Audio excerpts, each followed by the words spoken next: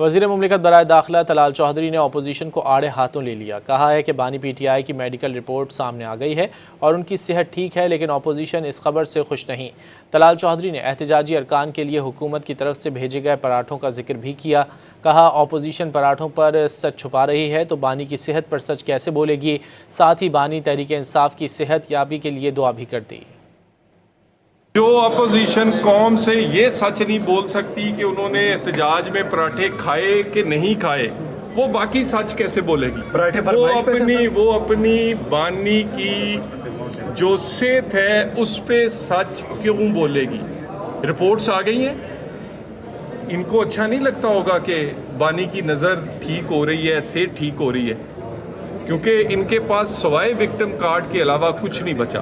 अफसोस के साथ जो विक्टिम कार्ड खेल रहे हैं, अल्लाह मियाँ बानी को सेहत दे। उनकी आँख पहले से बेहतर हुई है, वो सेहतमंद हैं। इन्हें नहीं अच्छा लगेगा कि अच्छी रिपोर्ट आई। अच्छा